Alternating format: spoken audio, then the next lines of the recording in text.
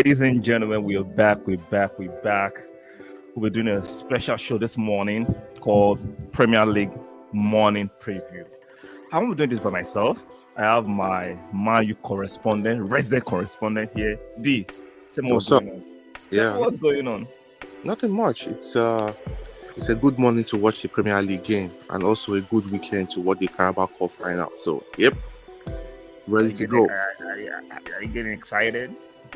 Oh, definitely yes. The prospect of winning the trophy is exciting. So, yeah, I said prospect, right? Mhm. I ain't seen as a prospect or you are confident you're going to lift that trophy. It's a prospect because Newcastle is no walkover. Everybody knows that. So let's see what 90 minutes has in store for us. So before we go into the Carabao Cup shenanigans, so let's stick to the topic first. The English All right. Premiership starts. So let's discuss the English Premiership. Give me a minute. Let me share the screen real quick. Yeah, are you enjoying the background music? Oh, definitely. It gives a certain aura. Morning feel to it, right? Yep. So you see the screen right now. Yep, I see it. I see the screen. And It starts with Everton, Aston Villa, 2 bombs. What do you think?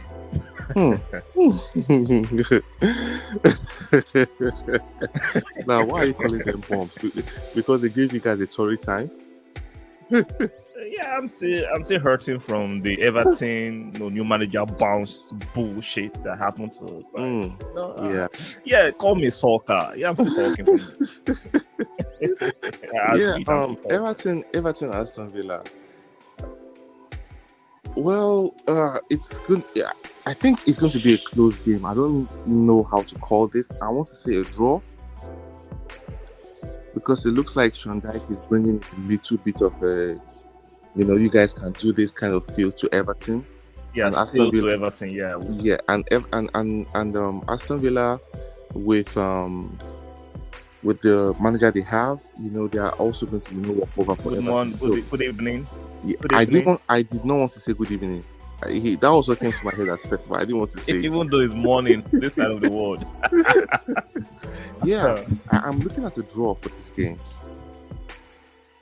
It has a feel. It has a feel of a draw original over it, but I just think Everton will shade it. They will come with their English brutes. If you look at their players, they're just giant and monsters. Or they would like to use the advantage of set pieces. So yeah, and they are, and I think Sean Dyche brought a kind of bullishness to the players. He instilled that into them to make them to be quite bullish. So I'm looking at a draw. It looks like it will end up in a draw. So let's go to the relegation 6-pointer. Leeds against Southampton. Leeds just acquired a new manager, Gavi Garcia. Southampton just made their caretaker manager permanent for the rest of the season. So what do you think? I kind of feel like Leeds might edge this one. Because even though Southampton went to Stamford Bridge and trampled upon them last weekend, you think they won't be really from that confidence? Listen, Derby County will beat Chelsea at the moment. Chelsea is just trash. Right now they are trash. They are out of sorts. So Southampton beating Chelsea, I don't think it can be counted as a mean feat anymore. So I'm looking. Leeds have this kind of quick and direct players that might hurt Southampton if they're not careful. So I'm looking at Leeds kind of edging this one, even though it might be a close tie. But I'm looking at Leeds edging this one. I'm going for Southampton. Yeah, I think they'll be vibing from the confidence they got from beating Chelsea. Even though I know Chelsea are down and dusted right now, but for Southampton, bottom of the league, to go to Stamford Bridge and have the audacity to nick all 3 points, I'm sure that'll give them a bit of confidence going to Elland Road and see what they can get from there. So I'm tipping Southampton. Okay, let's see.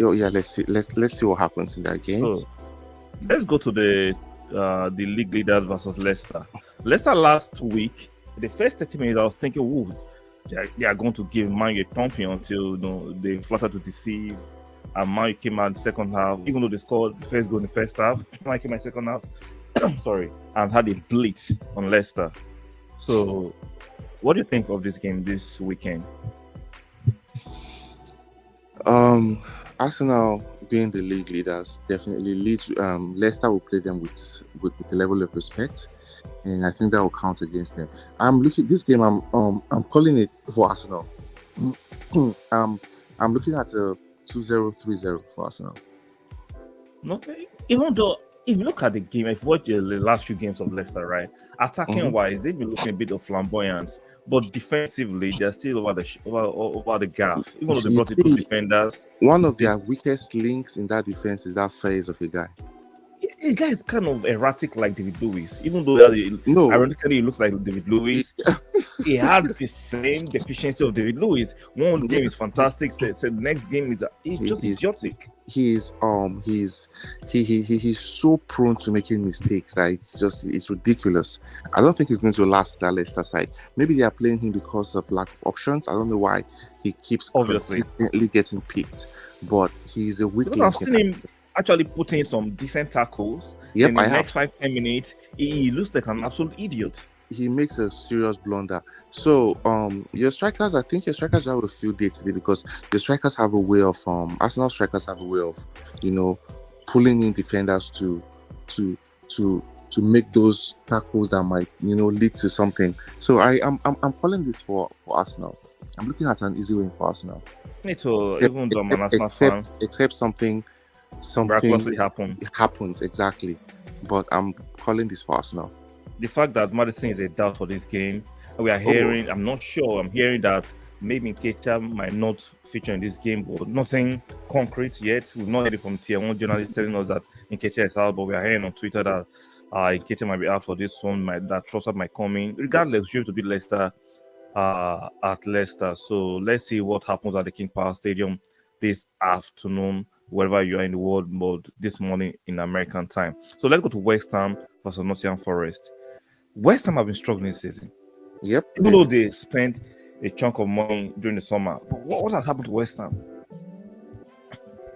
West Ham, you know how West Ham have been. One time they were almost at the point of relegation. They had to bring in some Allardyce to save them. And then one time they will look like, oh my God, they are going into Europe. And they were actually in Europe, I think last season, was it? And then boom. Yeah, they were in Europe, yeah. They got up to the semi-finals, if I'm not mistaken. And then they plummet again. So there's just something wrong. I think it might just be with the structure of the club. Maybe they are not investing right. If you move on some players, you think the structure, you think the manager cannot deal with flamboyant players? He cannot deal how many with flamboyant players does he have? Right? Paqueta is a flamboyant player. Right? Paqueta is a flamboyant player. The other guy was the guy they brought. Skimaka is a flamboyant player. Berama, they have a bit of flair players rather. He has flamboyant. But Moyes has actually managed players that are flamboyant in other clubs too. So I wonder why Everton he had a very decent run in Everton with Barnes at the time. He had pace. He had Fellaini at the time. He had Fellaini at the time. Excuse me, sir. Is Fellaini a very flair player? At least he went ahead and played for Manchester United. So that's because of David Moyes. Yeah, he doesn't like to play players. Flair players don't do well with certain players, certain managers. Can we be real? Certain managers do not know, especially if they're English or Scottish, do not know how to handle flair players. Well, I will not disagree with that, but he actually did okay with those players last season. I mean, relatively okay. But then there was Kimaka there. There was no Paqueta there. Yeah, at the time. Okay, then who purchased the players? Didn't he identify them as, okay, I want these players? Or did the board just say, hey, take these players? You can identify something. You can identify something that might not be good for you. That means we have to call his manager credentials into question. Because you can't identify. It's not obvious. It's obvious. That's why he's languishing at the position West Ham is languishing. Definitely, we have to call it to question him. It doesn't mean Moyes is a terrible manager, but I just think there's something wrong in that West Ham side, because with the players they have, they should be doing far better than what they are doing right now. You know, they should be doing far better than what they are doing right now. Apparently, they are bombing it up down the table. They're actually bombing it up. They're backing it up. And looking at this game today, though, I'm still saying, I think I'm still saying the West Ham win. Nottingham Forest, yes, they don't do great away from home, but it looks like West Ham will make this one. And Nottingham Forest are so unpredictable. They are so Those are one of the most unpredictable. Look at them beating Liverpool. Look at them holding Man City to a draw. But at then home, that's the key thing. At home. But then you're playing away, so that's when I'm like, okay, maybe West Ham could shade it, because away Nottingham Forest are not fantastic, but at home they have a decent record, even though they bought a gazillion number of players. Yep, I agree with you. So let's go to Bournemouth versus Man City.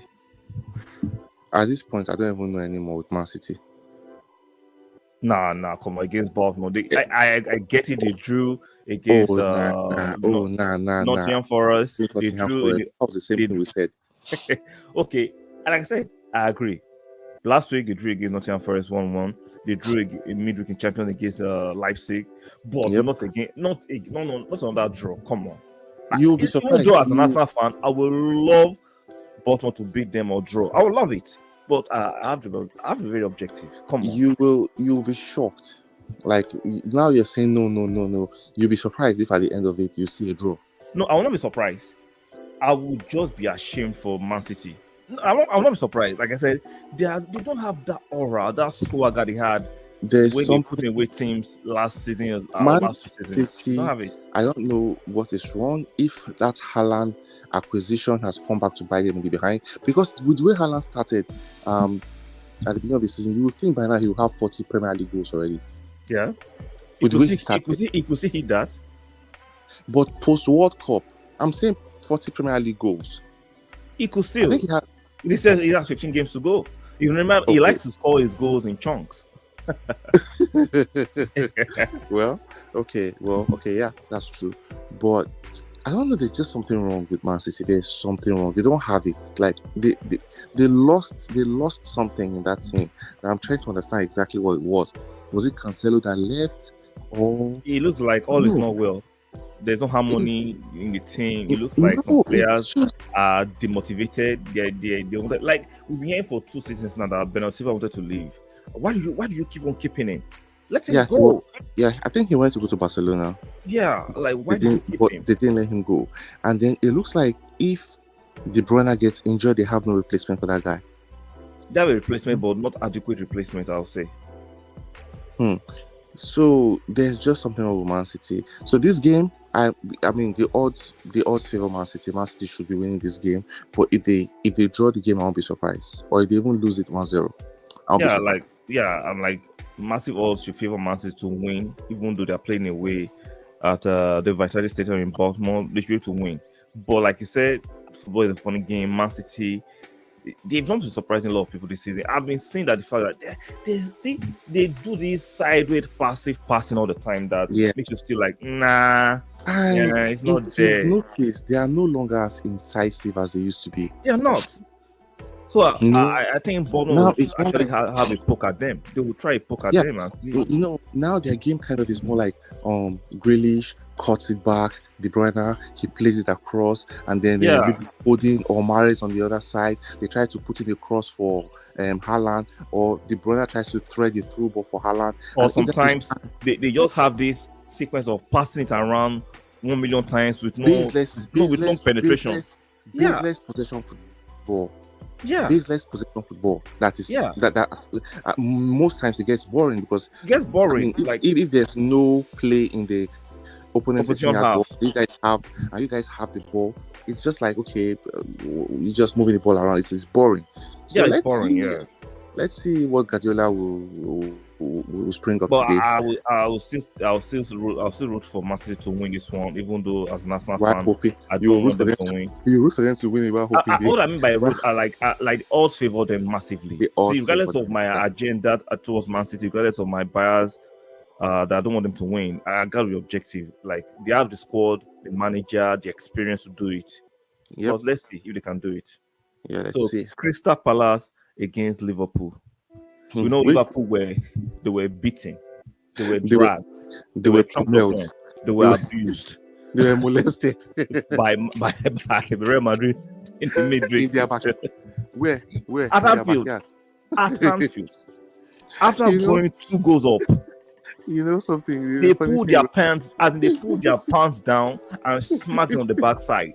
Like, you know, so what happened? Something I just remembered. I think was it last season that they played at. I think they played Atletico Madrid, and people were like, they are coming to Anfield.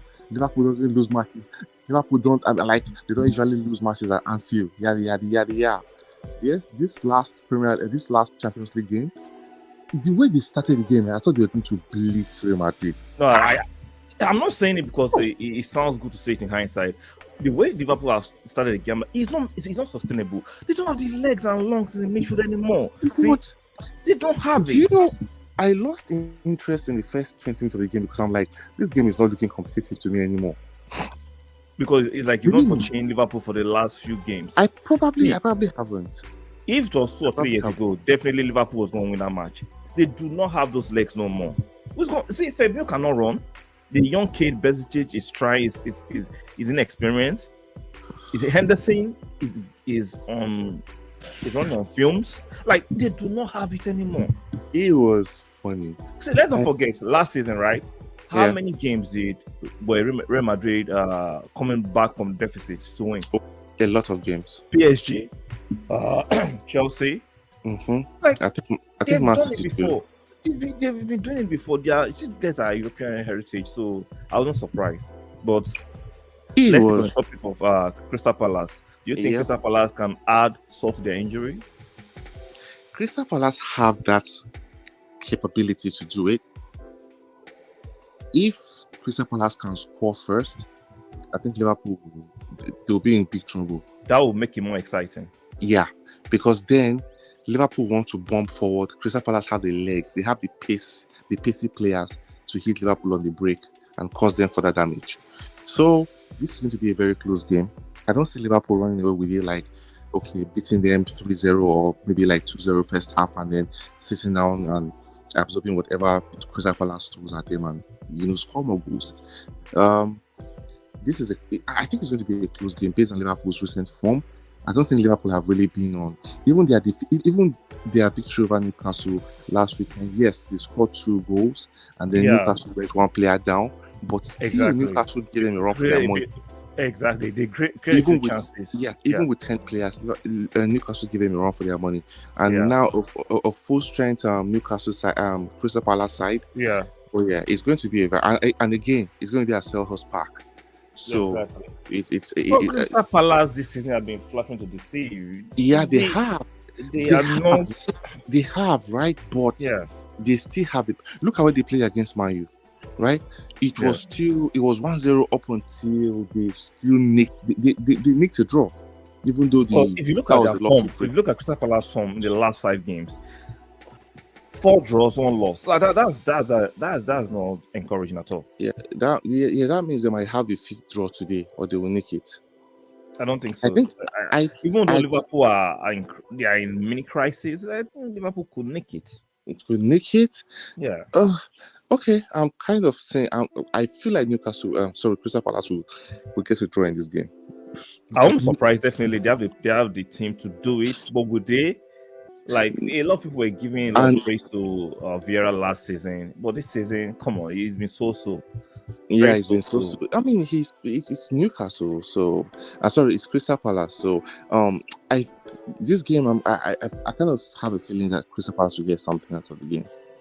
I don't mind Crystal Palace adding more misery to Liverpool. I will love it. That will be very exciting to watch and to talk about. So I will love it. Yeah, and the spirit is. I'm going to give a prediction. I'll still give it to Liverpool to nick this one a 2-1. So, I'm looking at the draw. 0-0, 1-1, something. Okay, no, pick one. Which one? Give your final prediction. I will say 1-1. Okay, so let's go to the Sunday game. Spurs against Chelsea. Oh Lord. I'm waiting for you to say 2 bombs. These guys, I'll call them a little bit above bombing. Yeah, they are what I'll call struggle bombs. So, Chelsea, they're spending so much money and they were telling all of us that we should shove it in. We're broke, they were rich, and yet they can't buy a win. How ironic! You can buy these players, but can't buy a win. Man, Chelsea is just, there's a whole lot going on at the bridge. The bridge has, oh my God, with the wealth of talent that club has. I think. Can you? Because it seems like I'm a D student. Can you just simplify with me by the wealth of talent? I don't get it. Okay, the players they got, aren't they good players?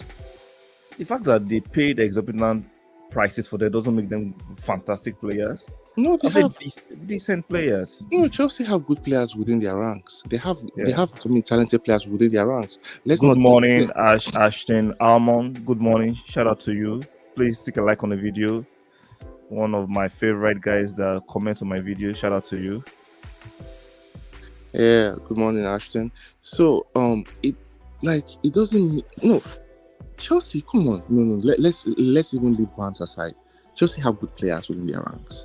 I'm not saying they don't have good players. Good. And those players are not being utilized as well as they should. How? And there's just something. Those players are not being utilized as well as they should. Look at the players. Look at the Modric they just got. Joao Felix. We all know Joao Felix is a good player. I won't say he was so good that Atletico had to loan him to Chelsea. I'm not saying he's not a good player, but when you make a bad career move, sometimes it affects you. For me, Joao Felix should have gone to Atletico Madrid. Okay, look at Sterling. Do you think he's Sterling a bad player? He's not. But let's be real. Sterling was never a fantastic player. He went to a fantastic team that made him look greater than what he actually is. I'm not saying, but okay, he must be doing something right to have been playing for top clubs in England. Liverpool, Man City, now Chelsea. So I'm not a Chelsea fan. I'm not saying Sterling is a bad player, but he's not as the way people project him to be. He's not there. I am not touting him as the world best player, but at least he's a good player. If you did, I would just kick you off the stream. At least he's a good player. And this is not, I'm not a Chelsea fan. I'm just saying, with the players they have, they should be doing way better than they are doing right now. So why are they struggling this much? That is one thing everybody knows. That is a $1 million question. Why are they struggling?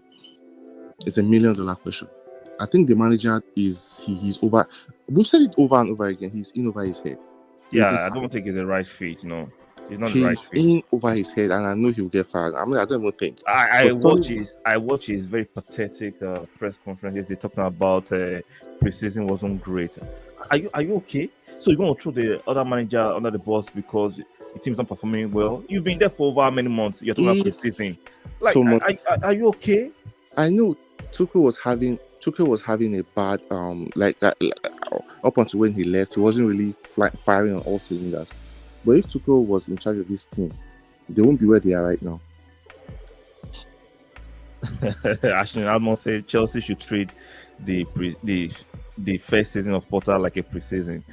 I don't think he's good enough, man. I understand that's your opinion. I don't think he's. See, nobody's saying Potter is a bad manager, right? He's like, when I'm not a fit for a job, he doesn't have the charisma of a top manager. He doesn't have it. I don't think the players respect him. They don't fear him. I don't know. It's like when Man U had Ole. Is that kind of scenario for Chelsea right now? See, Chelsea might have a few good games, but then the lack of that thing in the team will always come to fall. Like, they need a manager that will take them on a very, very good run and build the confidence of the players back.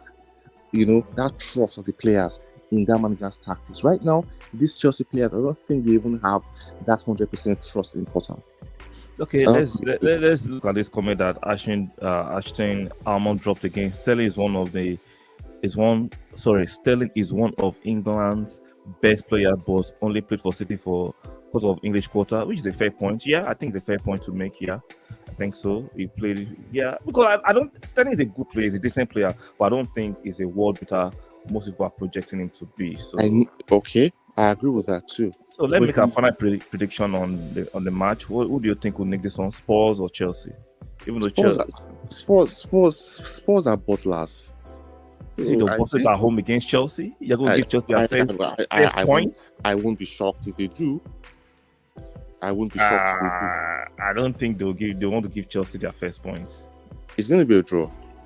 You think so? Yep. I just think, even though I hate Spurs, right? I'm an Arsenal fan and I hate Spurs. I don't want Spurs to win anything, but I just think Spurs will do this one. I think Spurs will do it. I'm looking at a draw because Chelsea will definitely want to get something. So a draw, and that tent that Chelsea are occupying right now, it's not their bet right, but it looks like they're shoving down their foot. They want to be like, let's move from this tent.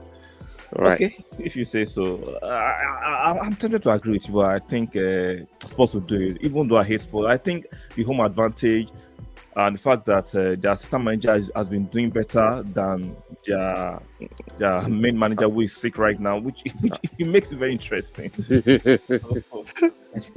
Now, Conte. Yeah, so I just think Spurs will nick it. I think Spurs will nick it. I think Spurs would not want to be the one to revive Chelsea back into a winning run. So I think Spurs will do it. I'll predict a 2-1 victory for Spurs.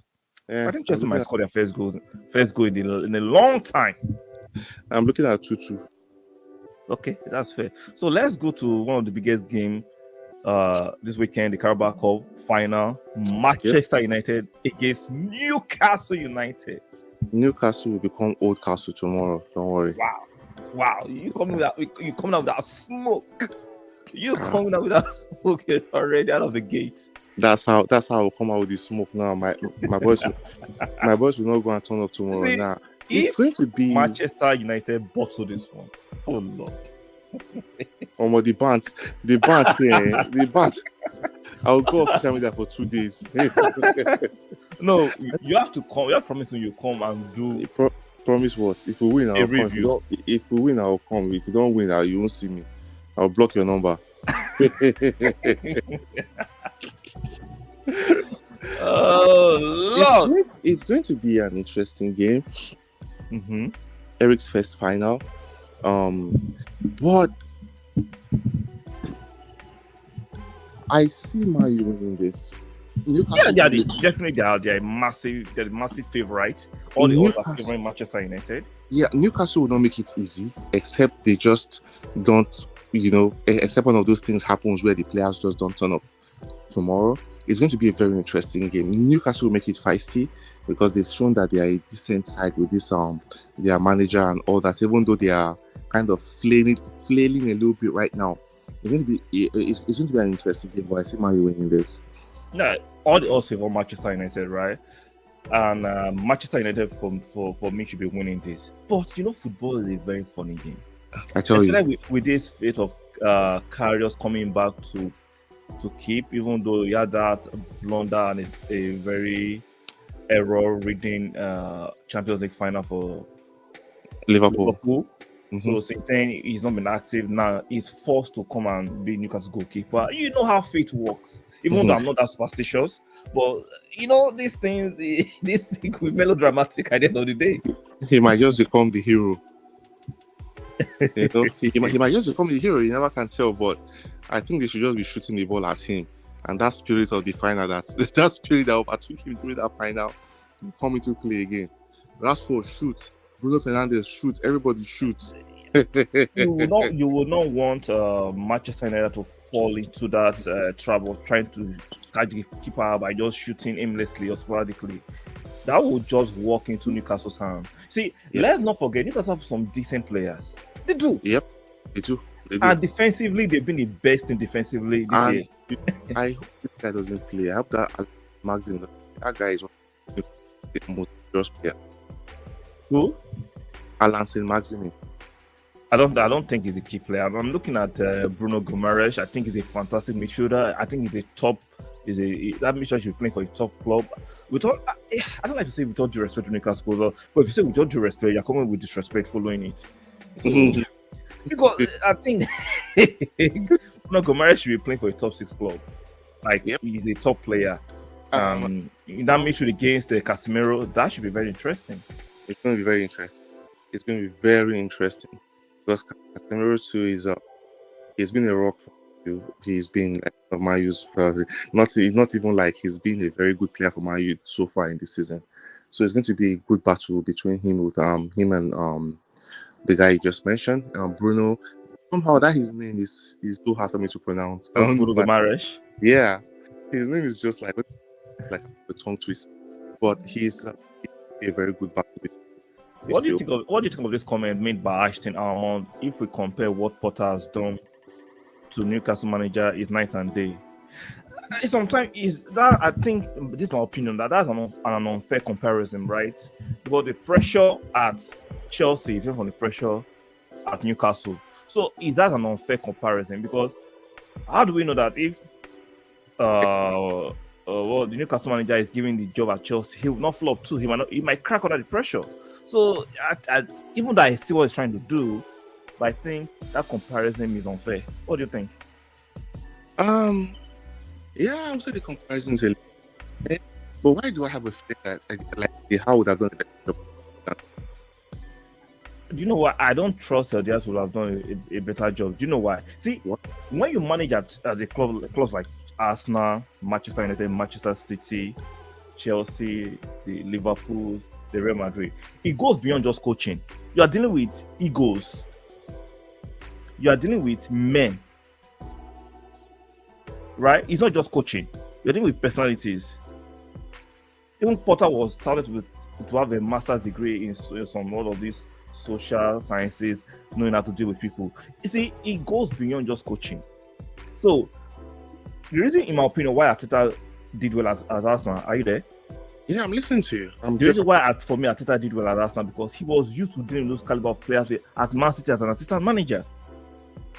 That's why your Aubameyang situation, he knew how to deal with it. So if you are not been dealing with players at that level, and you go to another club, we have to deal with players at a certain level. It will be a struggle. See, your coaching ability is just 50%. Managing their egos is another 50%. Okay, let me use your logic. Okay. Your logic now. The question you asked. When Carlos left into Real Madrid, why do you think it didn't work out? The same thing. Despite that, at Man U, he had been sitting with players on that Ferguson.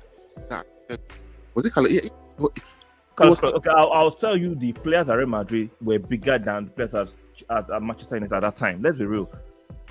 The players at Real Madrid were bigger than Manchester United players at that time. I'm not disrespecting Manchester United, but those players at Real Madrid at that time were the reason why they called the Galacticos. They're far bigger. You struggled. Okay. All right. Nice one. Sure. What, am I lying? It's not the fact.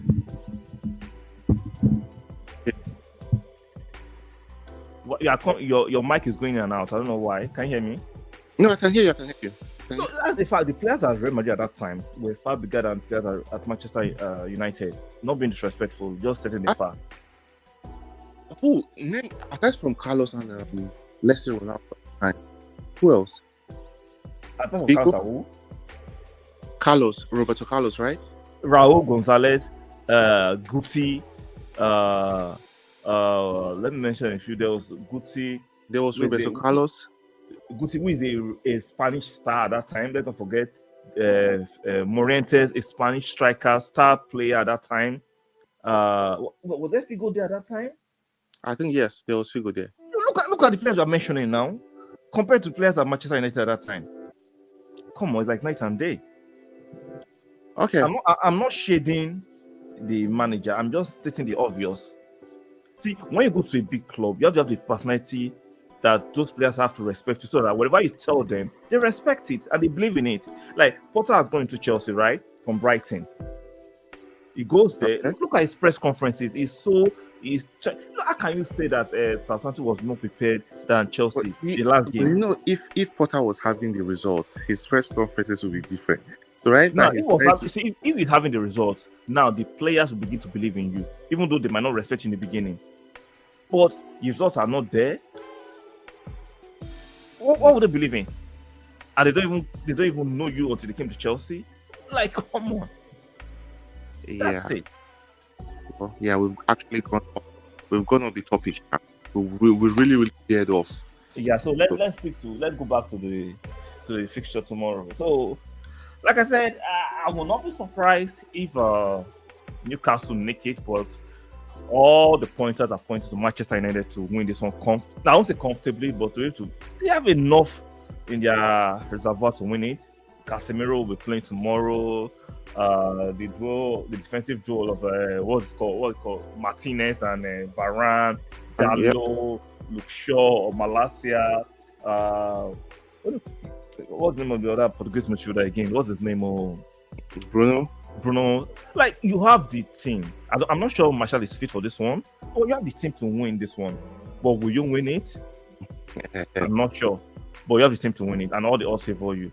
For Newcastle, they were missing their goalkeeper, who made that error and was sent off. I don't understand how a goalkeeper would just. He panicked. He panicked. Let the goal go in and let your team try to get themselves back. Yeah, but it is what it is. He panicked and that was it. So, like I said, all the odds favor Manchester United. But as an Arsenal fan, I'm going to be very honest. I would love Newcastle to win it, but like I said, all the odds favor Manchester United. So, as a Manchester United fan, what are you expecting tomorrow? I'm expecting this is a 3-1 victory. 3-1? Yeah. Okay. They might try to come out flat. They might get to, but over the course of 5 minutes, I don't think they will. So even the guys played on Thursday against Barcelona, do you think you still have the same energy levels to going press high? They've been doing it since after the holidays. Those guys are playing at twice every week. So it looks like this is going to be like one of the most important things for them, for those players. So they should be putting their hearts out in that game. Mental focus. They have to follow the coach's instructions and do that over 90 minutes. So it's a game of high expectations. Exactly. First trophy of the season for both teams. And that's for it. Newcastle haven't gotten a trophy in the past 64 years. Man U haven't won it in the past 5 years. I think 6 years. Man U haven't won a trophy in the last 6 years. Yeah, so it's going to mean a lot for both clubs. So let's see who wants it more, and let's see who the gods of favor, the gods of football will favor tomorrow. Yeah, because so give me your final prediction, your final score. Everyone. So, okay, I'm going for a 1-1 draw for regulation time, and I expect Newcastle to make it during the penalties. Like I said, but the odds favor Manchester United. All right. So, just my prediction. Don't take it personal. Yeah. I didn't take it personal. I just heard you say okay. Let's see, 90 minutes. Guys, if you're watching the playback, do us a favor by liking the video, and if you enjoy the content and you subscribe, do us another favor by subscribing. So your last words as we go into these weekend matches and enjoy the Premier League and enjoy the Carabao Cup tomorrow. Your last words? Yeah, my last words is next time I'll be saying in the bag. You doing what? I'll be saying in the bag. Okay, guys, like I said, if you're watching the playback, do us a favor by liking the video. Very, very important for the growth of the channel and for the algorithm. Make sure you're subscribed. I know you're subscribed. And we will see you guys on the next one.